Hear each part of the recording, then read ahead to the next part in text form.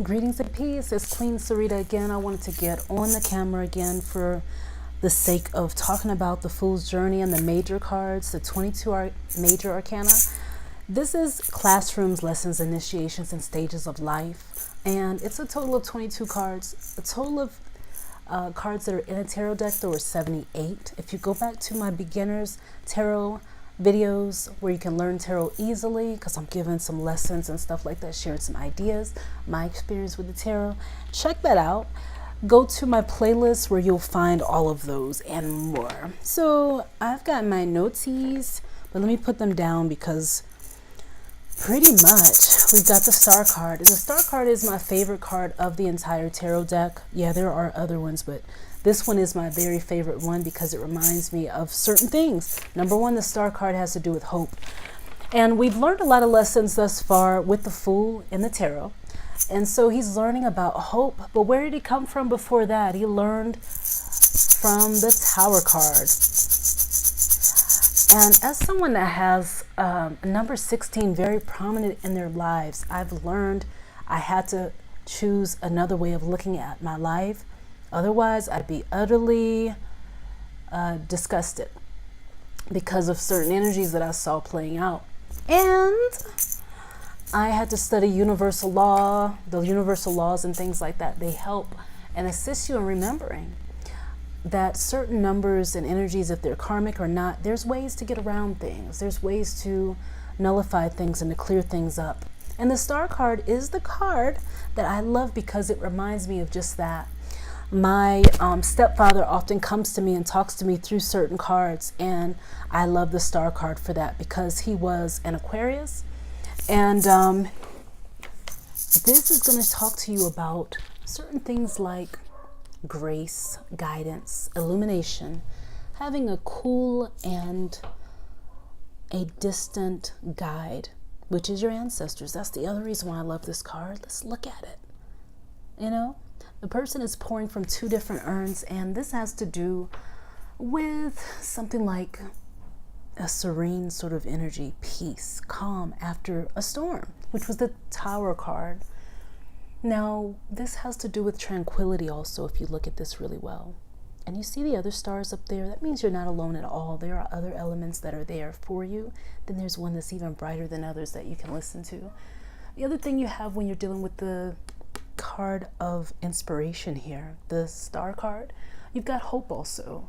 The radiant stars shine through. There's a cloudless sky here, and it is telling you that things get better. Go through a rough time, perhaps a less rough, rocky lesson, and then you'll be able to give back and you'll be able to receive after it's over. The other thing is, this is the calm before the storm, like I was saying. But this person, like the Fool meets this person and he watches this woman or this man or whatever, and it's like, wow, this is beautiful. This person is sharing so much of themselves, very self-sacrificing. This is about magic, a magical moment, having your heart open and fulfilled, ready for the next step, taking a rest before the next step on the journey. This also has to do with holding on to a goal or an objective and waiting till it pays off, staying with it and staying encouraged. Being a sense or a source of encouragement for other people, support, an objective that's far away. Oh my God, I just had an epiphany about this. But something that's huge, that's waiting. It's you waiting. It's a need for great patience to reach this goal. That big star back there is representative of something big that you're reaching and striving towards. This is saying to get to it. It's already there. Nourish yourself and it'll become one with you and your life. Lift your eyes from being stuck in your environment. Oh, I had to write myself a note in my journal that says, when you find your focus becoming too narrow, widen it. Because often what you see around you will be what you draw from for your inspiration. Sometimes that can be a mistake because you gotta sometimes make that space different or recreate it or see the beauty in it, even though it may not be there in the way you like. This card comes through when you need someone to say, you know what, you're going to make it anyway. Okay, love this card for that. Very positive message. So yeah, lifting your eyes from your environment and then moving to the distant star ahead, okay? With hope. With hope, not with bitterness, not with sadness, not with grief, but with hope, okay? So the last thing about this card is that you want to share whatever you have, your gifts and things like that, with the world, but you're also going to be giving to you. As you see these different streams, whatever you give, it's going to be the source of something for other people. What are you pouring from your urns or your jugs? You know, where are you pouring from? Do you remember that you have an unlimited supply that is the universe that's backing you, symbolic of this big star in the back? The other one symbolizing your ancestors and things like that.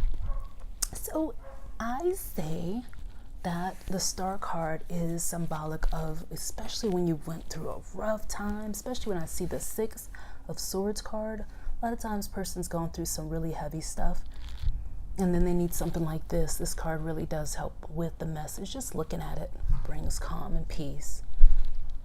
And you remember that. My name's Queen Sereda. This was your reading on the star card. And you can look for the next one in the next video. naturallyhighlife.com, queen_Sereda on Instagram.